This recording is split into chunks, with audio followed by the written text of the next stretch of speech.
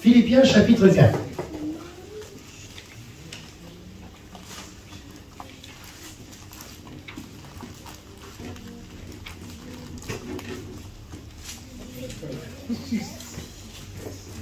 On va prendre un véhicule tout-terrain, on va prendre le verset 4, donc 4. On ne s'arrêtera pas au verset 4. Alors on va commencer au verset 4. Philippiens chapitre 4, verset 4. Il est écrit: réjouissez-vous toujours dans le Seigneur. Je le répète, réjouissez-vous. Que votre douceur soit connue de tous les hommes. Le Seigneur est proche. Ne vous inquiétez de rien, mais en toute chose, faites connaître vos besoins à Dieu par des prières et des supplications, dans une attitude de reconnaissance. Et la paix de Dieu, qui dépasse tout ce que l'on peut comprendre, gardera votre cœur et vos pensées en Jésus-Christ. Amen. Amen. Amen.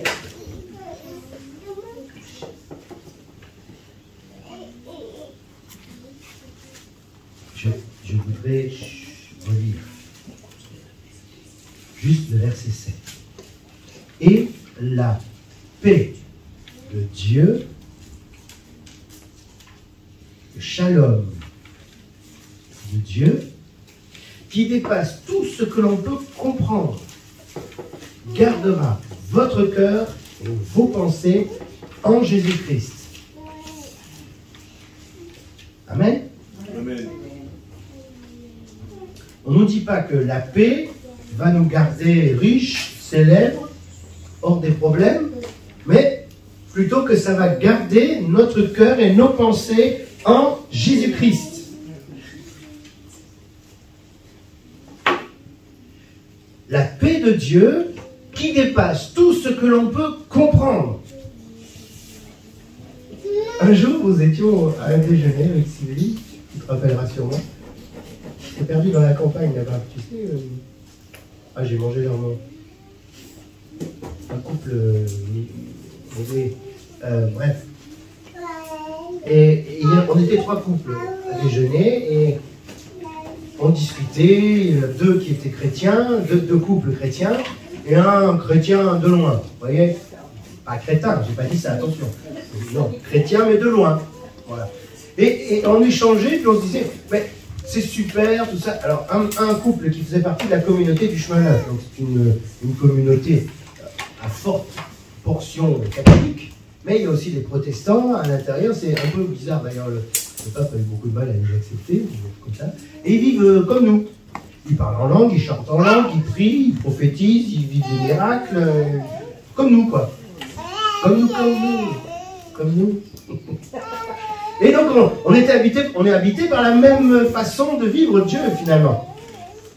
Alors, sur des petits détails, après, on se sépare un peu, mais en tout cas, l'essentiel, on l'a. Et donc, on se disait, mais c'est super, tout ça, la foi, on est dans la joie en permanence. Et le monsieur de ce couple, qui n'était que chrétien de loin, on va dire, il dit, bon, arrêtez votre histoire, hein. Il ne faut pas être toujours dans la joie. On s'est tous arrêtés, on s'est regardé. Ben si. Réjouissez-vous toujours dans le Seigneur.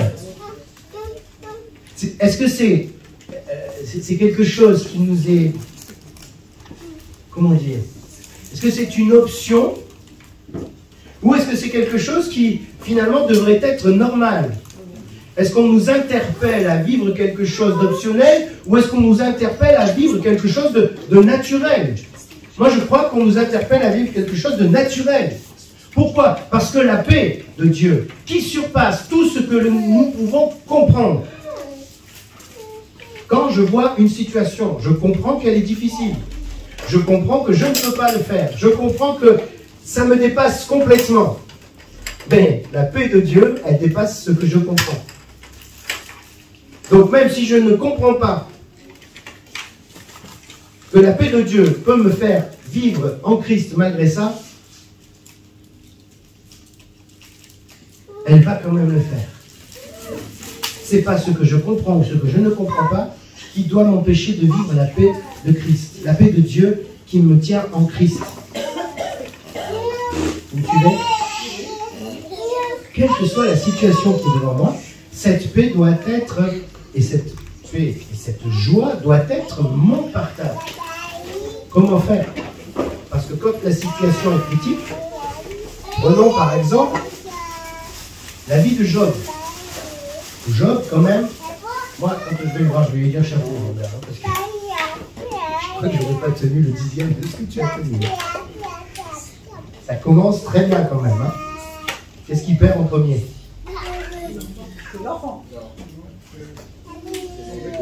Son bétail. D'abord les troupeaux. On peut se dire, ok, bon coup. Ok, bon, les conditions météo ont fait que sécheresse, machin, tous les troupeaux sont décimés. Ok. Bon, on se relèvera. C'est pas la fin de tout. Deuxième chose. Alors c'était en même temps. Oui, terminé.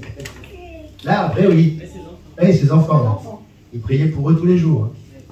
Seigneur, garde-les. Seigneur, t'as vu, ils se sont encore pochetronnés hier soir, mais garde-les. Et lui, eux, il vivait comme il voulait, et puis lui, il priait, il jeûnait pour eux. Et crac, terminé, plus personne. Bon. On peut réussir à se relever. Étape suivante. La maladie. Ouais, la maladie. Tel point qu'il se gratte avec des sondes de peau, de verre. Il n'y avait pas beaucoup de verre à l'époque, mais c'était plutôt des caissons de terre, hein, vous savez, des tapites. Tellement. Bon, étape suivante. Tu peux encore te dire, bon, ok. Étape suivante. Ouais. Les potes. Et dis donc, qu'est-ce que tu as fait à Dieu pour que tu t'en mettes autant dans la tête? Ah ben voilà, c'est... Non seulement... Mais là, on me lâche, mes amis me lâchent. Étape suivante. C'est ma préférée, celle-là. Sa femme. Maudit ton Dieu et meurt. Ah ben alors, au moins, ça le mérite d'être clair. Hein. Chérie, jamais. Hein. Là, tu me tues sur place. C'est terrible. Mais le monsieur, il reste accroché à Dieu. Alors, il a quand même, c'est vrai, une petite descente. Au creux de la vague, à un moment donné, quand même. Hein. Il y a de quoi, je pense. Hein. Moi, pour moins que ça, j'aurais été déjà touché le fond. Et il est au creux de la vague. Il n'est même pas au fond, il est au creux. Waouh! Et cette phrase qu'il va dire, qui est quand même extraordinaire. Dieu a donné, l'Éternel a donné, l'Éternel a repris, à Dieu soit la gloire.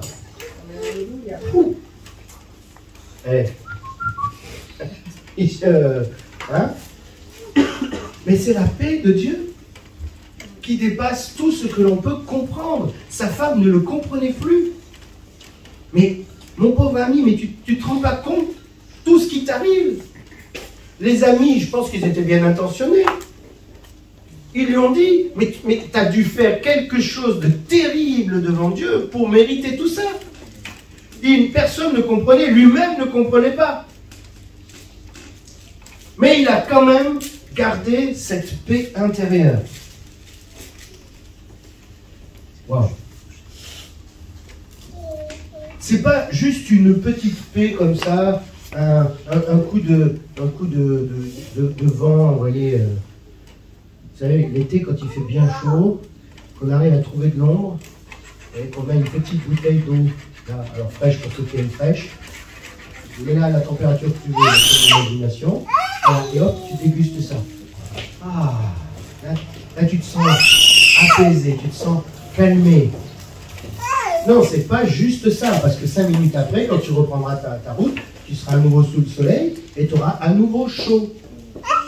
Non, on parle de quelque chose qui te laisse en paix, quelles que soient les circonstances. Est-ce que ça vient tout seul? Est-ce que c'est forcément un miracle de Dieu? Vous savez, le fameux La fameuse phrase que Jésus a prononcée, tout est accompli. On va y mettre tellement de choses derrière ce tout est accompli. Tout est accompli, donc en gros, j'ai plus rien à faire. C'est cool. Jésus a tout fait. Moi, j'ai plus rien à faire. Et pourtant, Paul dira qu'il faut travailler à son salut. Ah. Donc, ça veut dire qu'il y a des choses à faire. Nous devons chercher à entretenir cette paix que nous parfois ne comprenons pas. Ça vous est pas arrivé parfois d'avoir une réaction qui vous surprend vous-même? Tu apprends quelque chose qui n'est pas forcément quelque chose que tu attendais, on va dire comme ça. Hein, d'accord? Et puis tu regardes, tu dis, et tu ris. Alléluia. Moi, ça m'est arrivé par je me dis, mais d'où ça vient ça? Et si c'est de ma propre intelligence, non, là, je suis en train de courir partout pour chercher une solution. Donc, alléluia. Seigneur, c'est une occasion, c'est comme Lazare dans le tombeau. Hein, tu as dit, c'est pas pour la mort, c'est pour la gloire de Dieu. Bon, bah, Seigneur, c'est pour ta gloire. Voilà. Et tu sors ça, mais avec une assurance, tu te demandes d'où ça vient. Ça vient de l'esprit, bien sûr, mais comment arriver à le vivre au quotidien? Parce qu'on ne nous dit pas, on nous dit réjouissez-vous toujours, et cette paix-là, elle est quand même appelée à rester normalement. Toute cette semaine, ça m'a travaillé. Et j'en ai parlé plus ou moins à la prière, au carnet des disciples. Alors ceux qui étaient là, vous allez peut-être avoir une redite, mais peu importe. Il nous faut prendre du temps pour nous poser, pour nous arrêter. Oui, il est écrit que le buffle renouvelle ses forces pendant la marche. Non, on ne dit pas qu'il ne s'arrête pas de marcher. D'accord? C'est la marche pendant le trajet. Ça ne veut pas dire que pendant qu'il marche, il se repose. Souvent j'ai dit ça même moi-même. Mais en réfléchissant, est-ce que c'est possible? Si on marche, on ne peut pas se reposer. C'est un contresens. Quand je consomme de l'énergie pour marcher, je ne peux pas refaire mon stock d'énergie en même temps. Il faut que je m'arrête, je bois ma petite bouteille d'eau, je mange une graine ou deux, une tartine ou deux, ce que vous voulez. Et quand je suis reposé, refait, je peux me relever et repartir. Il faut savoir s'arrêter. Sinon, Dieu se contredit lui-même, puisqu'il dit, tu vas faire tes affaires tout le temps, et le 7e jour, tu te reposeras de tout ton travail. Lui-même, il s'est reposé de son travail. Quand même fort, Dieu. Dieu qui est tout puissant. Pardon, mais est-ce qu'il a besoin de dormir? Non. Est-ce qu'il a besoin de se reposer? Non plus. Oubliez cette image, oublions, chassons-la de notre esprit, cette image qui doit venir sûrement des peintures de Michel-Ange, où on voit un vieil homme tendre la main pour donner la vie à Adam qui tend la main de l'autre côté. Donc, oubliez cette image de vieux grand-père barbu, comme ça, presque le père Fouras, vous voyez. Non, ça c'est pas Dieu. ça c'est loin d'être Dieu. Et qu'il n'a ni besoin de dormir, ni besoin de manger, ni besoin de se reposer. Mais pourtant lui-même il dit qu'il se reposa le 7e jour. En toute chose, nous devons prendre un temps de repos. Pourquoi? Parce que ça nous permet de nous éloigner de la chose, pour nous rapprocher de lui.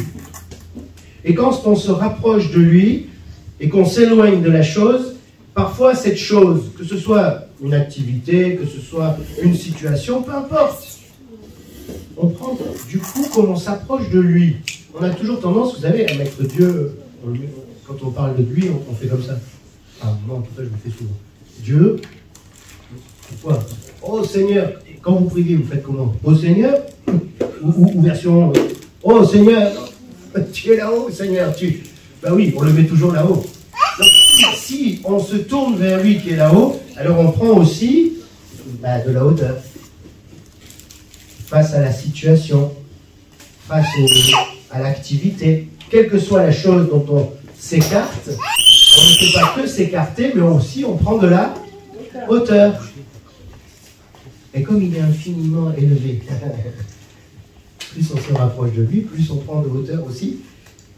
Et jusqu'à un moment donné, regardez la chose, moi qui la voyais si grande, cette chose. Vu d'ici, bon, c'est pas très grand. Et donc on voit comme il voit.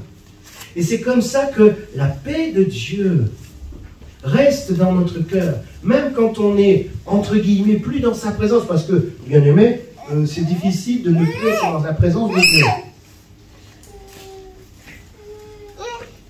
Pourquoi?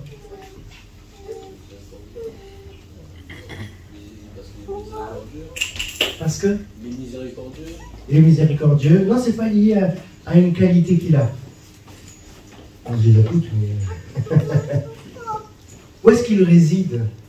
Où est-ce qu'il est? Où est-ce qu'il habite? Dans mon cœur.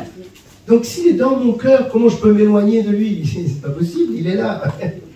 Il est toujours là. Ah, je peux fermer ma porte, le rejeter, oui. Mais bon, on va pas dire qu'on en arrive là quand même. Il est toujours avec nous. Donc sa présence, elle est continuelle. Mais nous avons parfois conscience de sa présence et parfois nous n'avons pas conscience de sa présence. Mais pour autant, il est présent. Et s'il est présent, alors la paix qui demeure en lui, qui émane de lui, devrait aussi être présente.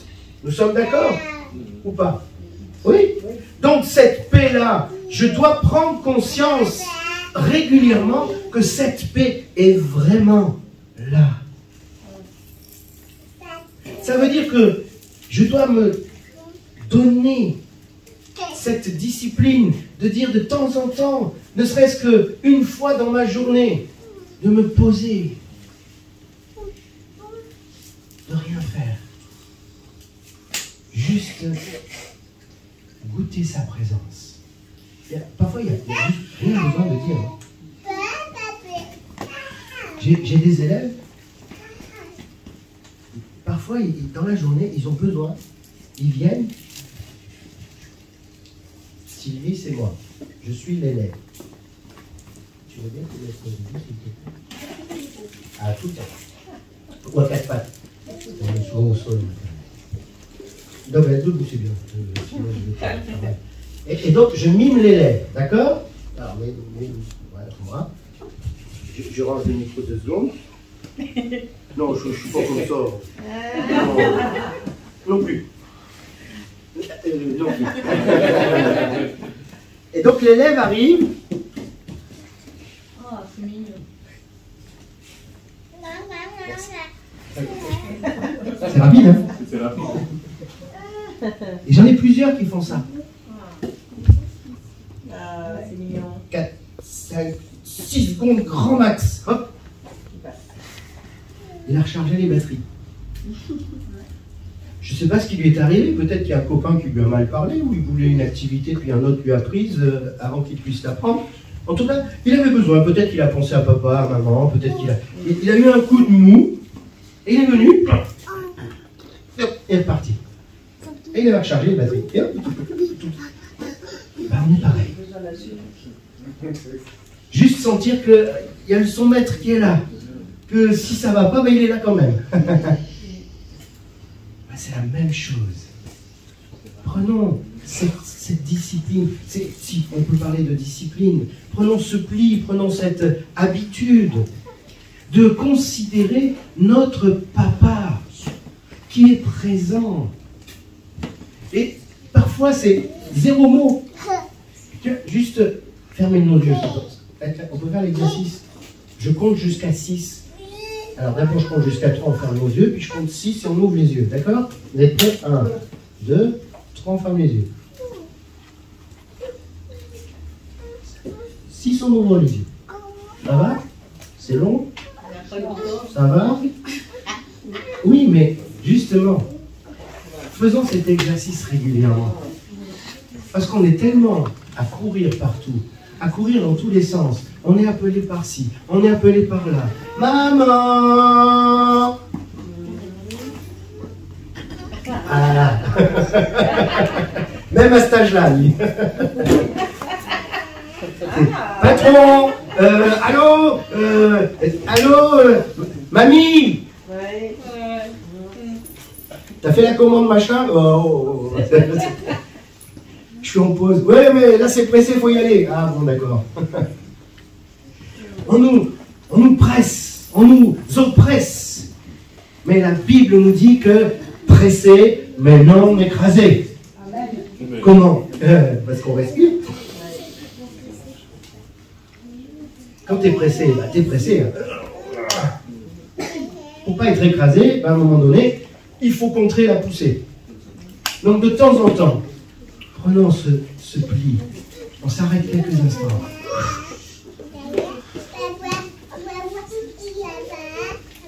6 secondes. C'est pas beaucoup. Et ça peut nous changer tout. Pensez à ces enfants-là qui viennent, qui font un micro-câlin. Un micro-câlin. Et puis ils serrent, hein. Ils y vont de toute leur force. Hein. Parfois j'ai le... Ouf, ça ne dure pas plus longtemps. Circulation est coupée, mais bon. Si moi je supporte, est-ce que notre Dieu ne va pas supporter? Mais si. Je serre fort mon Père. Si tu as besoin de le mimer, mime-le. Si tu mets des gestes, serre de toutes tes forces, de tout ton être, et puis jusqu'à trembler tellement que tu forces. Ah, Seigneur, tu es là. Fais ça. Bien-aimé, faisons ça. Et tu verras. Tu dis 6 secondes, on n'a pas le temps. Si. Parce que le temps lui appartient. Et ce que nous faisons en 1 seconde, dans ce même temps que Dieu peut faire, comme si on avait fait 2 heures. Il est capable. C'est le temps, c'est dans ses mains.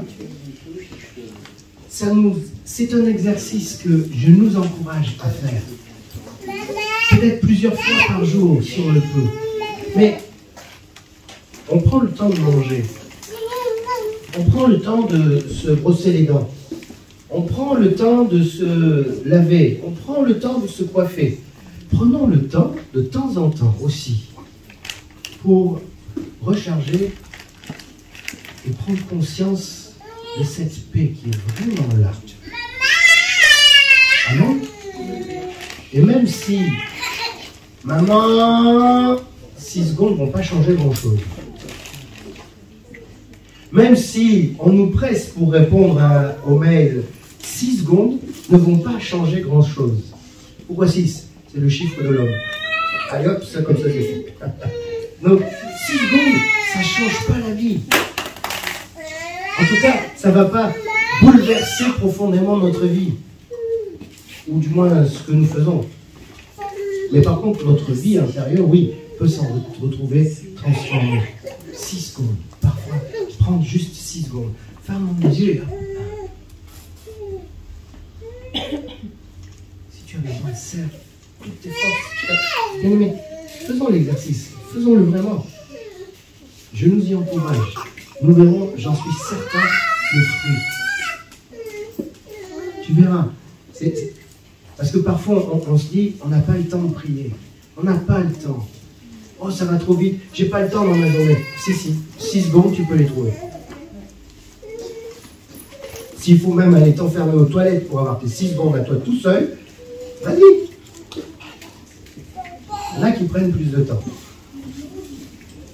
Mais peu importe. 6 secondes. Essaye 6 secondes. Amen. On essaye.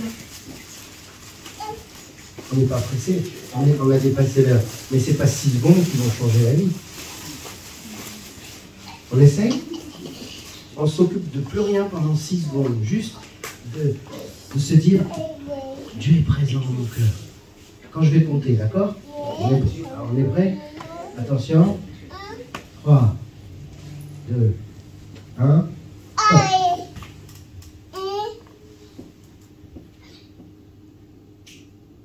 Voilà. Et comme on va goûter ça, on va aimer ça, forcément, on va déborder des 6 secondes. Mais ne serait-ce que quelques secondes. Faisons cet exercice quotidiennement. Prenons vraiment, c'est pour nous-mêmes. On prie ensemble, juste pour rendre grâce au Seigneur pour tout ce temps de culte passé dans sa présence, pour ces versets qu'il nous a donnés, ces encouragements. Disons-lui merci. Ensemble, disons, nous te confions notre semaine également.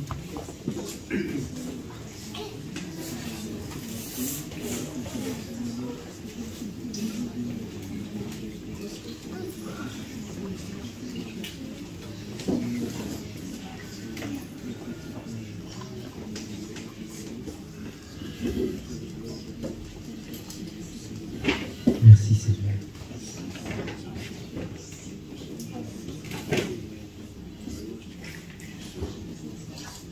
Que la grâce nous accompagne cette semaine encore. Que ta bonté ne cesse de se renouveler envers nous, mais aussi à travers nous, auprès de ceux que nous croisons. Et que cette paix, ta paix, qui dépasse tout ce que l'on peut comprendre ou ne pas comprendre, soit notre partage. Et je sais que tu seras au rendez-vous de nos 6 secondes. Je sais, Seigneur, que le temps n'est rien devant toi, que 6 secondes pour nous, tu peux faire tellement de choses. Merci pour ta présence qui est quotidienne. Merci pour ta présence qui est synonyme de paix. Une véritable paix. Que nos vies te célèbrent et te glorifient pour notre Dieu. Que nos paroles, nos actes, nos gestes, nos pensées, tout soit tourné vers toi. Et que le monde puisse voir à travers chacun de nous un petit bout de ton amour, un petit morceau de ta bonté, de ta bienveillance, afin qu'il soit attiré à toi et que ton royaume grandisse encore et encore. Au nom de Jésus-Christ. Amen.